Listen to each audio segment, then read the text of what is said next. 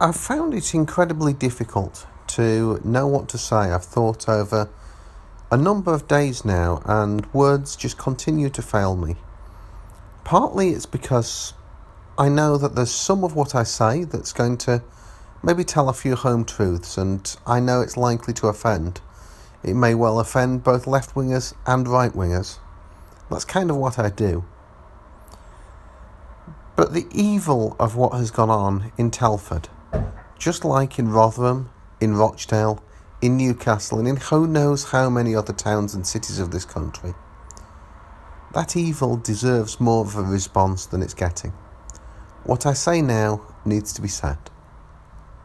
It deserves not to be swept under the carpet by those for whom the existence of these vile crimes is little more than an inconvenience. I suspect sometimes that these crimes just don't fit the pattern of the worldview that some people would like to portray.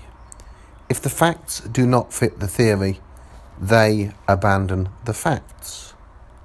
And that's wrong, because these victims are not statistics, they're people. They are victims.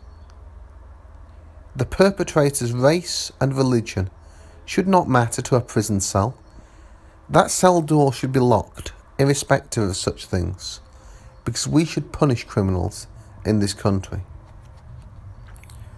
3 things make this harder to know what to say, perhaps, than it should be.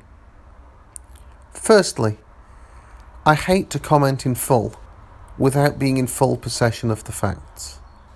I don't want to say something which later proves to be inaccurate.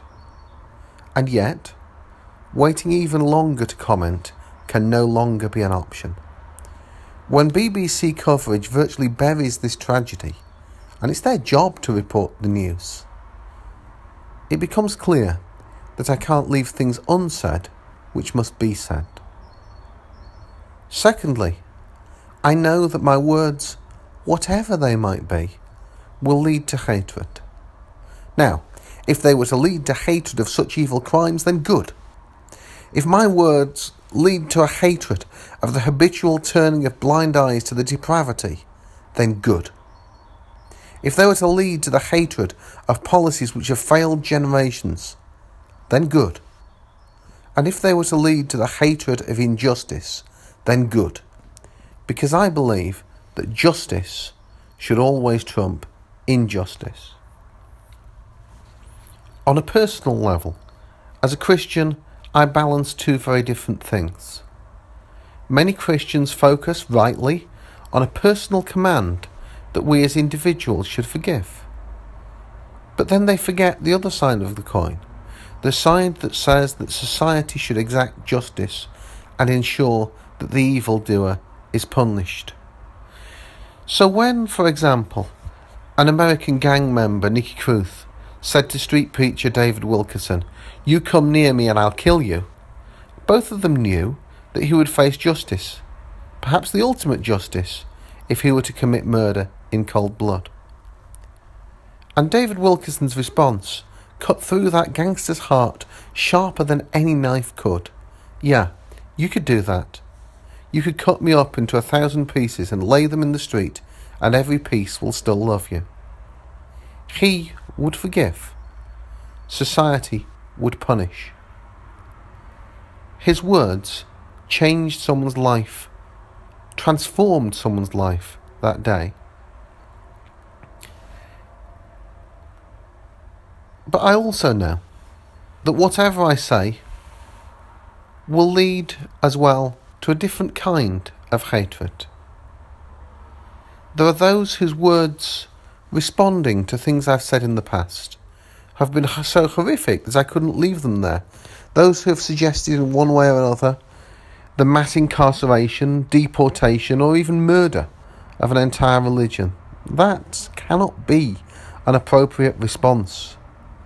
And I know that whatever I say, I will hear such words again. Such is the breakdown in the fabric of our society, the us versus them mentality that we so desperately now need to get away from. And thirdly, I find it difficult to know exactly what to say, because I don't know what I need to know about the perpetrators. We do know, and it's a fact that in recent cases of child grooming, there have been a disproportionate number of those committing the crimes who come from within a Muslim background. And I find that I don't know what I need to know in order to process that. I want to know why such a thing happened in such an organised fashion without the widest investigations being triggered. Why those who had the power to bring this into the open didn't do so, and why some still don't acknowledge it even now. Why the victims were given no voice, and why we hear so little from the Me Too movement on this. I want to know how such a thing could happen in so many places without it being brought into the open anywhere, without it being truly caught anywhere. I want to know where else this has happened, where else abuse has been covered up or neglected. And I want to know when society will finally stop our petty bickering and finally work together to eradicate the cancer of child sexual abuse from our society. I do know that when there was a scandal about paedophile priests in the Catholic Church abusing young boys and girls in their care, I was outraged. It's right to ask how something could continue so brazenly for so long. Yet I did not hate all Catholics for it. I do know that where there was systematic abuse committed in children's homes, similar blind eyes were turned. When it happened in other organisations, be they social or sporting, even more blind eyes were turned. And I can't comprehend that. As a former teacher, it seems to me so wrong, so alien. I know of no situation I've ever been in where I'd expect to see a blind eye being turned, and yet we know it's happened time and time again. I do not, though, for example, hate all sports coaches for the actions of those who did something evil. And this is where I think those who preach only forgiveness get things so badly wrong, because forgiveness is an individual responsibility. But justice, well, justice is a responsibility. One of a few, but such a grave responsibility of the state. Politically, I'm all for a smaller state, for government doing less. But there are some things which are paramount. And one of those is justice. Because without the state, there can be no justice. And when people advocate forgiveness, they seem to forget that they also must advocate the other side of the coin, which is justice. Justice has become such an outdated word in our society, eroded and replaced by concepts like social justice.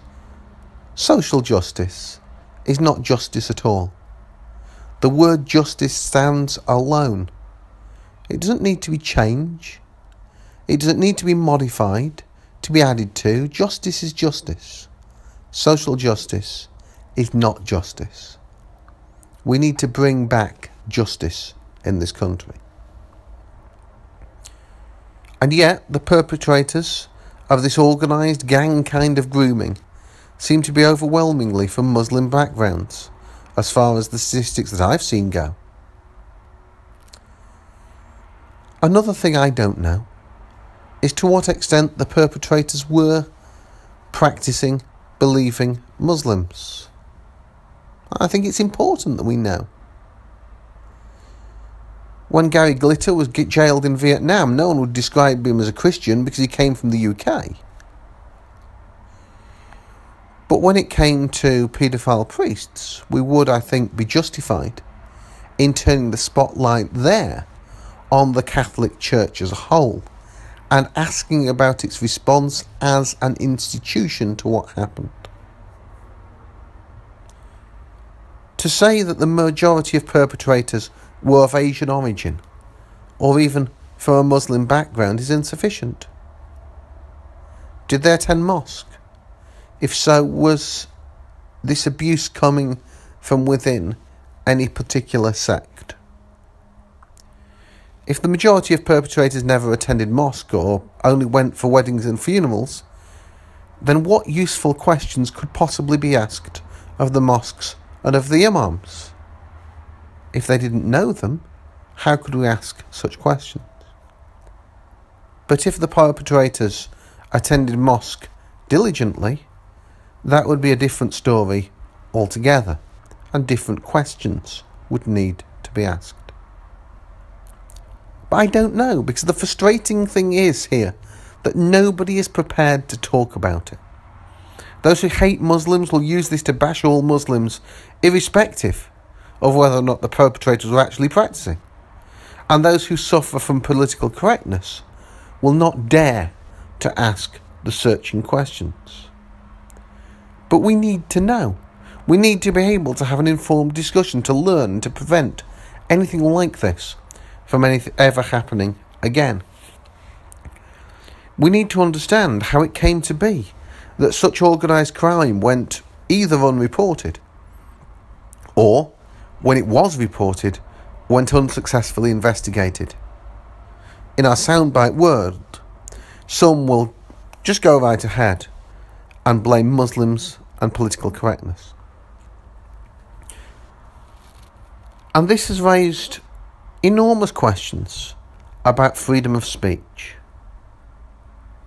I'm a big believer in freedom of speech. Freedom of speech limited only when it comes to the point of endangering the rights of others to quiet enjoyment of their daily lives. You or I should be able to say whatever it is that we believe is true with impunity. But that does not, as the common legal saying goes, give us the right to shout fire in a crowded theatre. Freedom of speech must be sacrosanct and must be protected as far as it possibly can be. But it must not, I think, ever be used to cover up for harassment, for assault, or for criminality.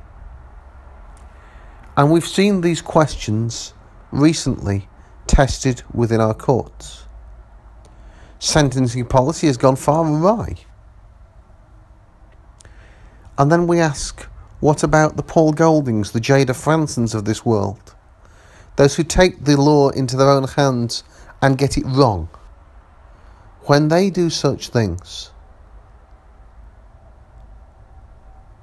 they make it harder for ordinary, reasoned people to take a stand against evil.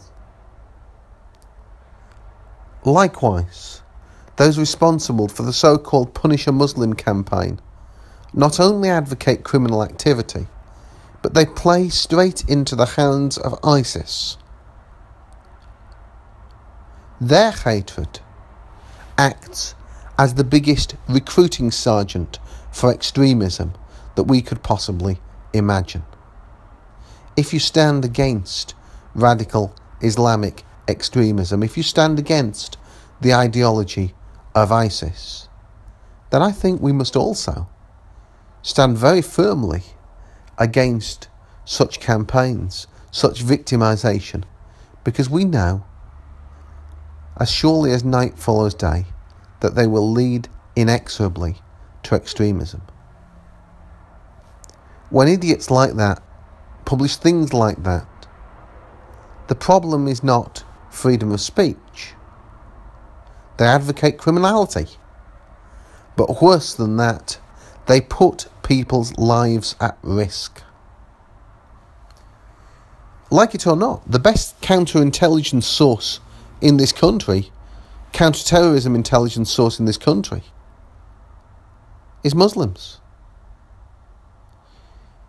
If somebody is considering carrying out a terrorist attack, the one person who might have a chance of knowing what's happening and alerting the authorities, as happens time and time again, is the imam of that mosque. And they so often do report it. Those who seek to foster an us versus them mentality would put that in jeopardy. They would risk increasing the spate of suicide bombings. They are not only wrong, but their methods are monumentally counterproductive.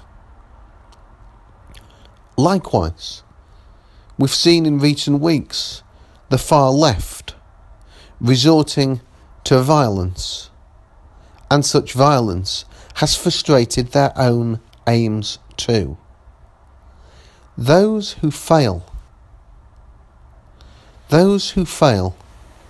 to consider the consequences of their actions, to debate in a calm and reasoned manner, sabotage the causes that they themselves represent. So, we oppose violence, we support freedom of speech. That, you would think, would be something the vast majority of people of this country could get behind.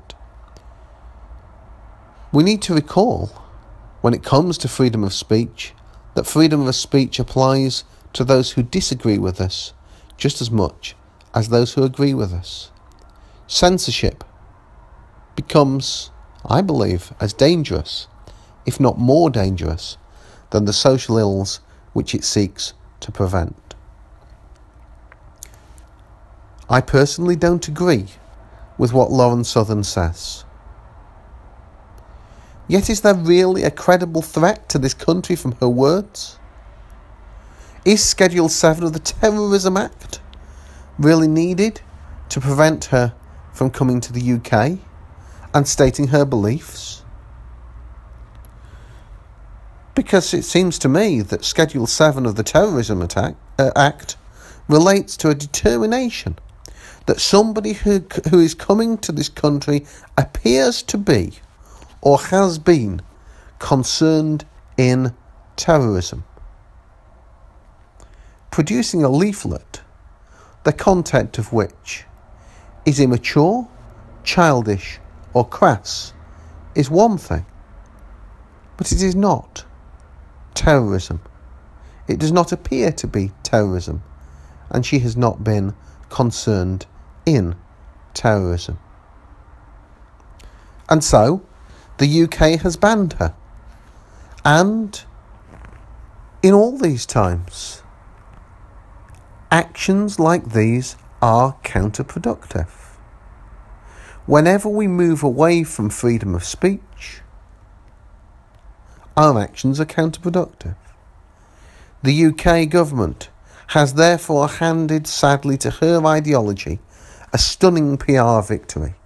It has used the Terrorism Act to prevent her from coming to the country. Yet, it has done nothing to prevent known terrorists, those who have fought with and alongside terrorists in countries such as Iraq and Syria. We have done nothing to prevent those terrorists, actual terrorists, from returning to the UK. How could the UK government possibly argue that it has no double standards? How does the government suppose that that will play out on doorsteps up and down this country when they create, in effect, martyrs at the altar of freedom of speech? I find the so-called far right, the virulently anti-Muslim movements, as scary as many, many things in society, and I don't want our government to keep handing them a propaganda victory through its own ineptitude and through erosion of freedom of speech. Our way of life matters. But for the victims in Telford, we need justice. And I would be so tempted to go along with calls, like many before, for a full public inquiry. We had the J report into what happened in Rotherham. But we need more than a public inquiry. We need to know the full extent of what happened. We need genuine answers to genuine questions. And we need not just questions and answers, but to move beyond that with solutions. We need this kind of thing to never happen again in our country.